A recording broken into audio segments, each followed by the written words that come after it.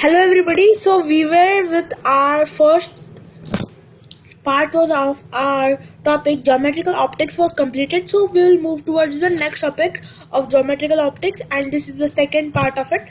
Okay. So we are going to learn optical devices in this part. Okay. So what are optical devices and why they are important?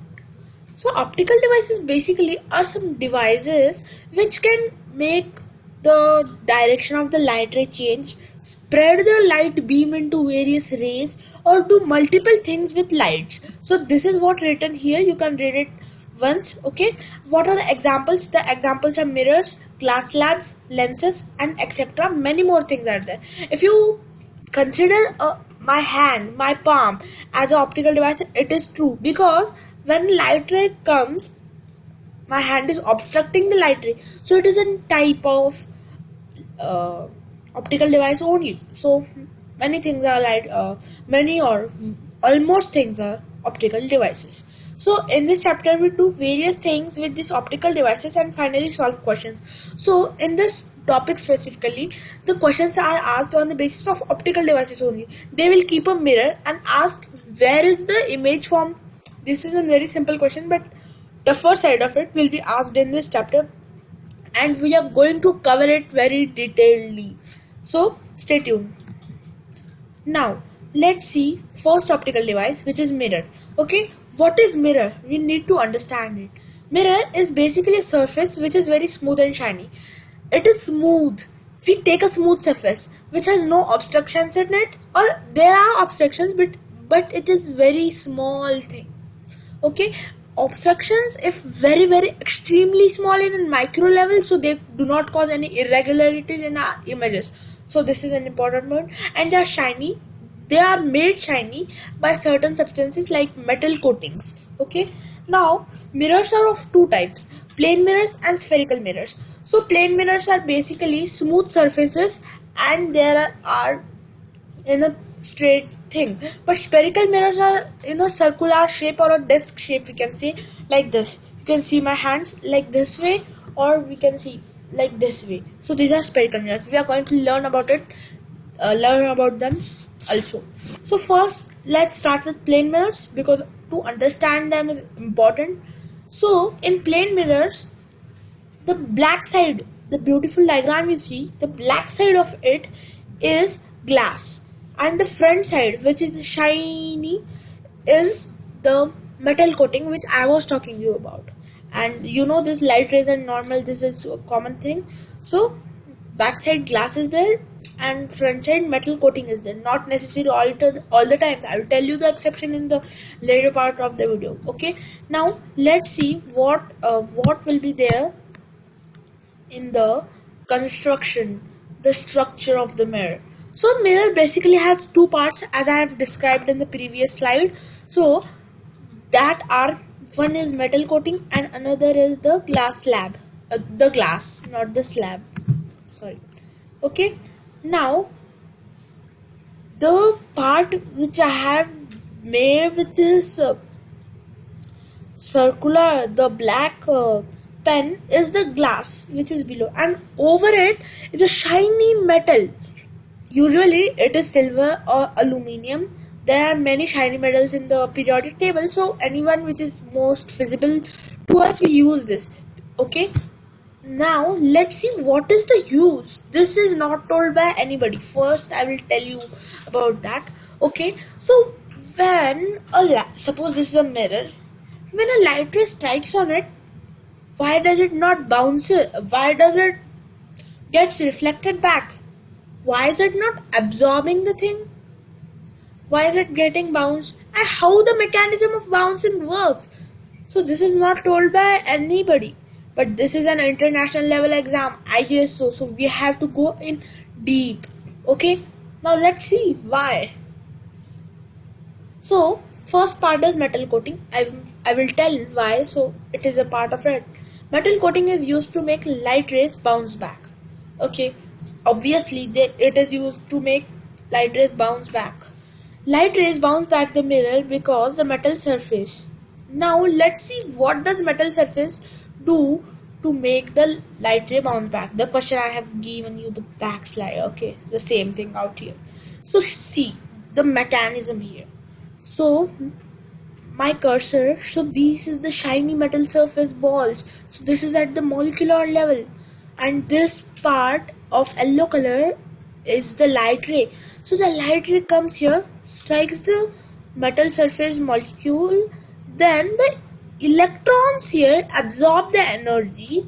Here the frequency is absorbed, and the electrons means when this electromagnetic wave, which is light coming, so they start vibrating at the same frequency, and there it means that if they are moving at the same frequency, it means that they have absorbed it, and afterwards their circular motion is going on. So afterwards they release that energy once the light rays have passed. So now with the same frequency as they were vibrating, they will release the energy with the same frequency. So the light ray bounces off, and this we talked about the angle of incidence equal to angle of reflection, because see here the electrons are revolving all around. So here the energy was absorbed. Till that time, the electrons must have moved to complete the orbit or some part of it. So now at this point they will release the frequency, or we can see the electromagnetic wave again. So you can see the angle is made here automatically. So this is how it happens. And see here it is written. Here the electrons of the metals move with the same frequency light ray and emit a light ray. Okay, so the light ray is emitted. So now we will see the explanation which is given on the next page. Now this is the page here. When the light ray, which is an electromagnetic ray, comes nearer to the metal surface, the electron and metal start vibrating with the same frequency of light. And after some nanoseconds, they release their energy. And in that small nanoseconds, they move from this part to another part. That's why they do not release in the same direction. Have you seen that the electromagnetic ray of light ray is moving like this and going this way? It is not, because the electrons till that time are moved till here and then they will release. So that's why this happens. So I guarantee you that you haven't learned this before. So this is the way you have to think for this exam, because it is very detailed. Okay, so these small points you have to know. Now let's see the later part of this. What does glass do? Now this is okay, we got the point. And now one more point to add. Why don't we use wood? Can you answer it? Think for 5 seconds, okay? By pausing the video, of course. Now, why don't we use wood here? Okay, why? So, wood is not used because wood is not having any free electrons present, and silver is the best conductor, so it will have the most electrons, so it is the best reflector, of course. Okay, so that is the reason, and we need vibrating electrons to reflect it. So that are present in metals in maximum cases. So that's why we don't use wood. Okay. Now here one more thing I want to tell you.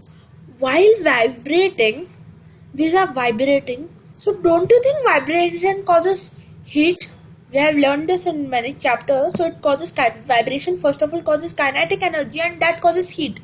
So when the light rays bounce back, heat is released. So that's why we feel hot when touching a mirror surface in the sun. So this is the reason for that. We will cover everything in very detailed way, like this only. So heat is released there, and that's why we feel hot. And one more thing to tell to you, that's why the amplitude, when the reflected ray is passed, so that's why the amplitude is not equal to the incident ray. It is somewhat less. We are going to study in this video only about it also. Now let's talk about glass. Why don't we use the wood? Why do we use glass? Because there are two main reasons. So they are here. Glass, it does not bend. It breaks directly. If it bends, it will work as a spherical mirror but with a less power. so that will cause a confusion. We want a plain mirror which is very straight. Okay, now so that's the reason we use glass. And another important reason is it prevents metal from oxidizing. Okay, this is a reason which is used in the bathrooms. Mirrored. Okay, so I told you in the previous part, like in the previous slides, that always it is not necessary that we will put the glass back and put a mirror, the silver coat or the shiny coat on it. It is not necessary. In bathrooms, we put a metal sheet there which is very shiny, again coated with silver or any material, and upon it we put the glass because it prevents it from oxidizing. Okay, so if it oxidizes, then the any other compound will form and it will not reflect properly. So this is a point to be noted. It's very important. Okay, now you know everybody knows mirror is shiny from one side. Okay, now properties of plane mirrors. What are the properties of plane mirror? Let's see what are they. So first let's draw a diagram to learn better. So this is a beautiful mirror drawn by me for you, and here is the object. My cursor would be pointing here. So this is my object and this is my image. Both are very same by nature, but let's see what is the law which governs it. So there are certain properties. So always the distance of object from the mirror equals to distance of image from the mirror. Okay, and this is only for the plane mirrors. To be very specific, always be careful. Properties of plane mirror, not all the mirrors, otherwise you will apply this in that. So be careful. So see, distance from mirror to this object is x, and distance from this mirror to the image is also x. But in the virtual world, we have talked about virtual world and real world in the previous video. You can watch it before this. So the image gets horizontally inverted. Now let's see, is that happening? Oh yeah, it's happening. It seems to be. Here, the image of the object is inverted, but we are able to observe with this ball only. So let's see this ball. First it was on the right side and then it went to the left side. Okay, it means that the inversion happens. Okay, so this is a property. The image is of same size as of the object. So yeah, the sizes of the image are same, but only for the plane mirrors. The image is virtual. Yeah, it is in the virtual world. Okay, but as we are studying of Ijso, we will study very deeply. The image made by plane mirrors is also real in some rare cases, which we are going to discuss in the next video, which is specifically for this, and one more video is going to come for the numericals. Like there will be only one numerical out there. What happens to light ray during reflection? Okay, this chapter, this topic we are going to see now. The frequency, wavelength and speed of light during the reflection does not change. Okay, so there are three things. One, frequency, wavelength and speed. These does not change during the reflection, because as we have told you, the electrons emit the same frequency. But if you have put 100 type of such frequencies, it will give 90 only. So the amplitude and the intensity of light changes. That is written here. Okay, so you must understand it deeply. Okay, now we are done with the this part, and in the next video we are going to deal with the numericals. So thank you to everybody very much, and let's meet in the next part. Okay, and one more thing, you will share this video with everybody to make our family bigger and bigger. Thank you.